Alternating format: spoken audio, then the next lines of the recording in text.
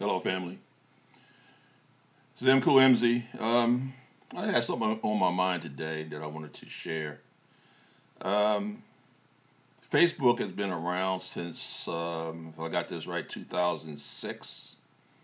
I think it was actually created in 2004, whereabouts, and then it gained traction and became popular around 2006. And then, of course, with the African community in 2007.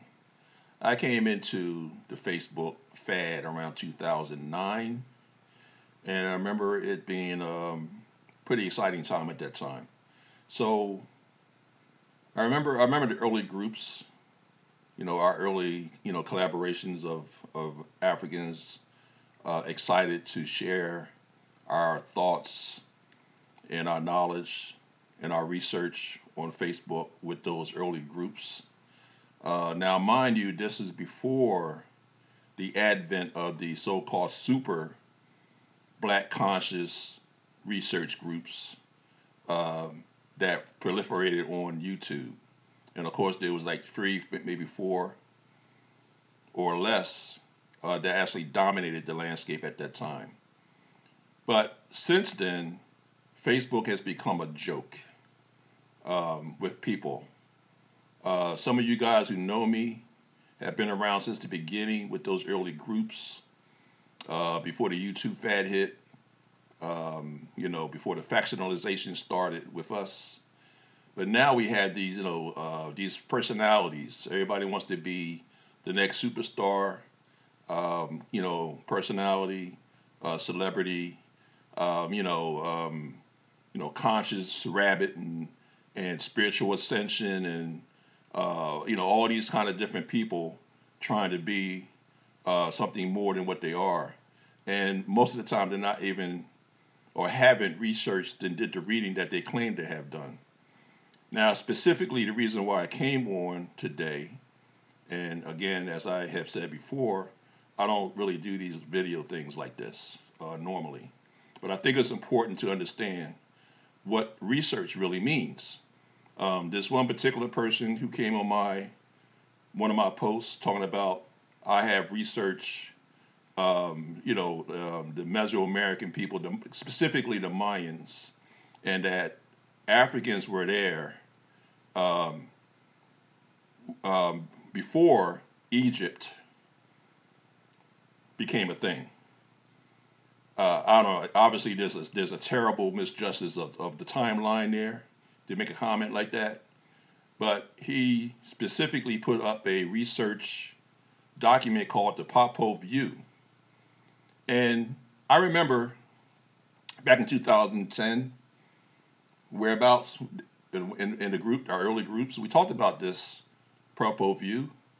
I understand at the time that, well, what I still remember, and like I said, this is old information that I'm trying to remember now as I bring it into my mind, is that the Popo View was actually written by a Mayan scribe in the circa 1500, 1550. It became it wasn't destroyed by the Franciscan monks and the Spanish onslaught of the Mesoamerica, Central America, as they did during that time. So it survived, and then this Franciscan monk, again I can't recollect all these names and the specific dates, but circa 1700, 1710 in there, this Franciscan monk actually translated that Mayan scribes um, version of the Popo View, which is in essence their creation story, basically their Bible. In this Bible, this Popo View, it talks about, and what I knew going forward, and I need to go back and probably read it again. It's been over 12, 15 years, I guess, since I've actually seen it or read it. I remember it being um, a story near the end of it saying that a few individuals left that community, went to the east. And if you're talking about Central America, going to the east, you go into the Gulf of Mexico, you go into the Atlantic Ocean, and then obviously across the sea going towards Africa. So apparently these people left their group, went to the east, They were very learned, but they went to the east across the sea to become more learned and then to come back. We could draw a lot of conclusions from that, okay? And I'm not going to try to draw conclusions from that. It's amazing how, to me, how can you be subjective with information like that? How can you use research to validate your subjective rational kernel? Rational kernels are vehicles to use to cement, to further validate information and evidence that we already have. If you do not know what the final conclusion, if it's possible, of the evidence, and it's open-ended, or you still need to have more proof to make it a more viable theory as opposed to a hypothesis, then we can say, as objective researchers, I need to bow out of this conversation because I don't know. But the ones who continue to spout the rhetoric are subjective. They're emotional. They're tied to the information. They're tied to the evidence in a very, very emotional way.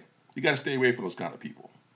So, needless to say, this particular person who was going to stay unnamed was unfriended and ceremoniously blocked.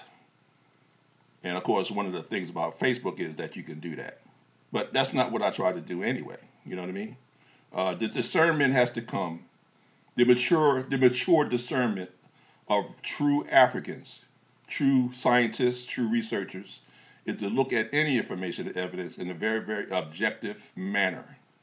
And if you don't know, you don't know. And save your emotions for another day.